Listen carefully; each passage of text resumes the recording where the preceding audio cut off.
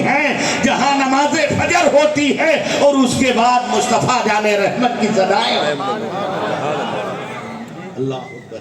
یہ کام زمینی کام کیا ہے ہمارے سرکاروں نے اور کرتے چلے جا رہے ہیں۔ البرکات بنایا، مارارا پبلک اسکول بنایا، اور پھر محض دینی تعلیم کے لیے ایک شاندار قلعہ بنایا جس کو جامعہ احسن البرکات کہتے ہیں۔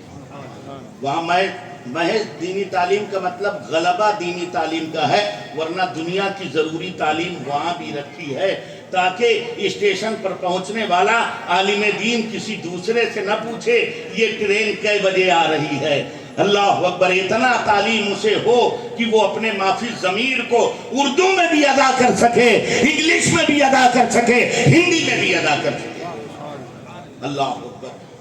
آپ آئے ہیں یہاں تو سرکار مرشد اعظم ہند کی اس عظیم الشان کانفرنس میں ان کا کردار لے کے جاؤ، ان کا کیریکٹر لے کے جاؤ۔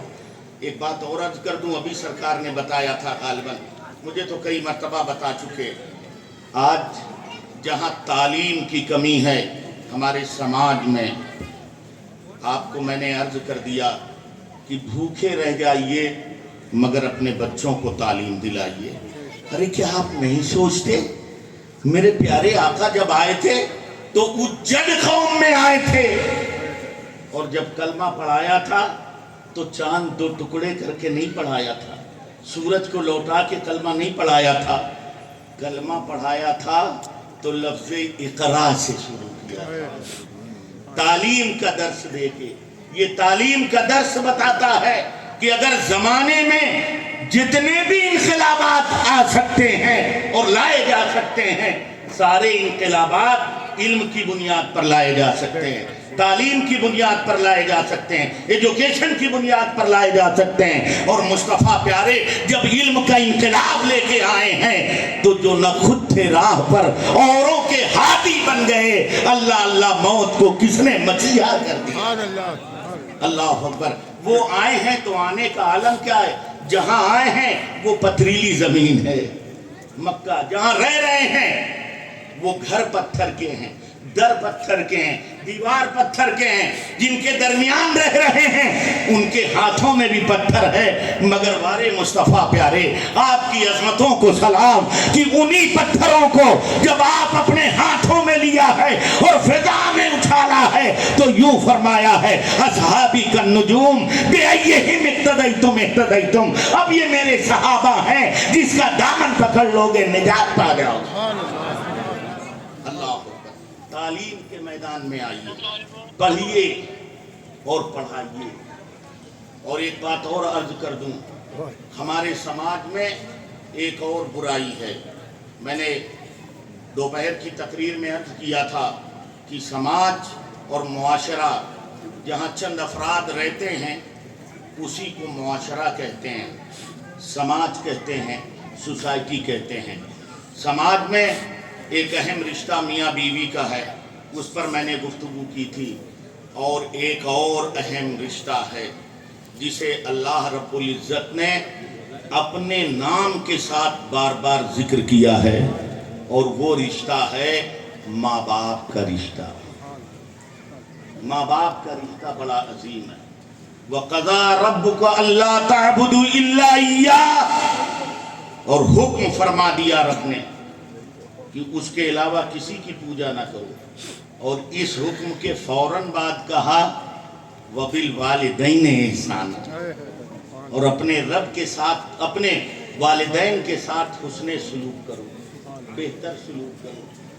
آج جہاں چلے جائیے مائیں پریشان ہیں، باپ پریشان ہیں، بیٹے جوان ہو گئے، ماں باپ کی قدر نہیں کرتے، ماں باپ کا احترام نہیں کرتے، ان کی فرما برداری نہیں کرتے، ان کی باتیں نہیں مانتے۔ آؤ میں تمہیں ایک واقعہ سناتا ہوں، انہی کا جن کے نام پر یہ بزم قائم ہے، سرکار مرشد اعظم ہند سیدی سرکار مصطفیٰ حیدر حسن علیہ الرحمت و رضوان۔ بچپنے کا عالم ہے، کسی وجہ سے ان کی ماں نے ایک مونڈے پر انہیں کھڑا ہونے کا حکم صادر فرمایا، یہاں کھڑے رہیے، کافی دیر ہو گئی۔ یہ فرما کے والدہ ماجدہ کے ذہن سے بات نکل گئی، مگر کافی دیر کے بعد جب ادھر سے گزری تو کیا دیکھا؟ سرکار مرشد اعظم ہند، سرکار احسن العلماء، 7 ملکوں کی قطبیت کا تاج جن کے سر پر تھا، وہ عظیم المرتبت شخصیت، اللہ اکبر، جو پیدا ہوئے تھے تو اس انداز میں کہ ان کے سر پہ تاج بنا ہوا تھا۔ اور وہ بیان کرتے ہیں معتبر لوگ کہ جب جس تاریک کمرے میں ولادت ہوئی، ولادت کے بعد ہی وہ کمرہ بقعۂ نور بن گیا تھا۔ ایسی عظیم المرتبت شخصیت، ماں نے کہا اس پہ کھڑے رہو، کافی دیر گزر گئی، ماں کا آنا ہوا، کیوں کھڑے ہو؟ کہا ماں حضور آپ ہی نے تو کہا تھا۔ کہا وہ تو اس ٹائم کہا تھا۔ کہا اس ٹائم صحیح، مگر اترنے کا حکم تو نہیں صادر کیا تھا۔ اللہ اکبر، کیسی باتیں مان رہے ہیں، کھڑے ہیں، ماں نے اترنے نہ اترنے کے بارے میں کوئی حکم صادر نہیں کیا ہے، مگر فرما برداری کا یہ عالم ہے کہ جب تک کہ ماں اترنے کا حکم صادر نہ فرمائے شہزادہ اتر نہیں رہا ہے۔ اور جب یہ نیاز مندیاں ماں اور باپ کی بارگاہ میں ہوتی ہیں تو پھر بیٹا مرشد اعظم ہی ہوتا ہے، بیٹا مرشد اعظم ہی ہوتا ہے۔ اپنے اپنے ماں باپ کی قدر کرو، قیمت ان کی قیمت کا احساس کرو۔ جانتے ہیں اللہ میرے والدین کو غنی کے رحمت فرمائے، میری والدہ ماجدہ کا وصال ہوا تو ان آقاؤں کی کرم فرمائیاں کیسا سامن بھاگوں کی طرح برستی ہیں۔ عام لوگ تو حضرت خیریت بھی نہیں پوچھتے کہ اماں کا انتقال ہوا یا آپ کا ہو گیا، مگر یہ مشائخ مغرارہ اللہ سلامت رکھے، اس چوکھٹ کو، ان آقاؤں کو، ہمارے آپ کو خوشی میں شاید نہ یاد کریں، لیکن اللہ نہ کرے کوئی غم کا معاملہ آتا ہے تو فون آتا ہے، حسب ضرورت معاملات ہوتے ہیں۔ مجھے سرکار نے فون کیا، تسلی دی، میری ماں جا چکی تھی دنیا سے، رخصت ہو چکی تھی۔ ایک جملہ آج تک مجھے یاد ہے، مولانا میرے مرشد اجازت نے فرمایا، مفتی صاحب اب اپنے خدا سے اور ڈریے۔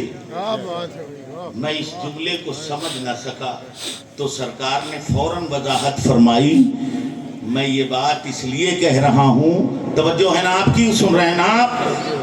اب جملہ سنیے گا، فرمایا تمہاری ماں چلی گئی ہیں، اپنے رب سے اب اور ڈریے، اس لیے کہ تم سے وہ ہاتھ چھین لیے گئے ہیں جن کے اٹھنے سے بلائیں رد ہو جاتی ہیں۔ اللہ اکبر کبیرہ، یہ شخصیتیں، ماں باپ کا ادب و احترام، ان کی عظمت، ان کی توقیر قرآن مقدس میں ہر جگہ ملے گا۔ اللہ نے فرمایا شریک نہ ٹھہراؤ، اور ماں باپ کے ساتھ اپنے ساتھ شریک نہ کرنے کا حکم جتنی تاکید کے ساتھ دیا ہے، اسی تاکید کے ساتھ انہوں نے ماں باپ کے ساتھ فرما برداری کا حکم دیا ہے۔ اللہ اکبر کبیرہ، مگر آج ہمارا حال کیا ہے؟ ہمارے بچے اپنی ماؤں کا احترام نہیں کرتے، ہمارے جوانوں میں باپ کی قدر نہیں ہے۔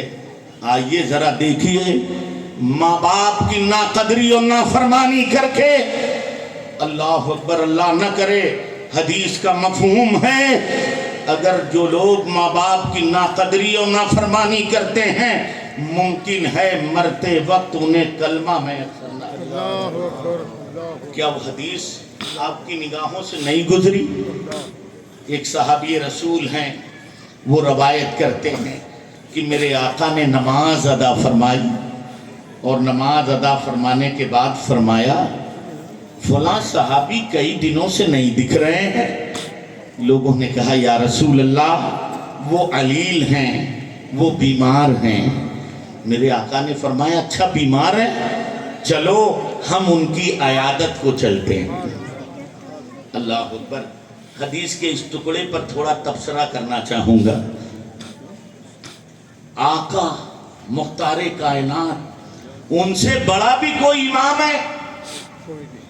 ان سے بڑا کائنات میں کوئی امام نہیں۔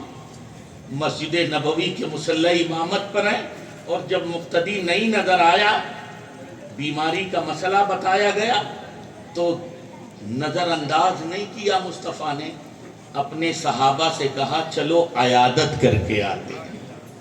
یہ درس دیا حدیث نے۔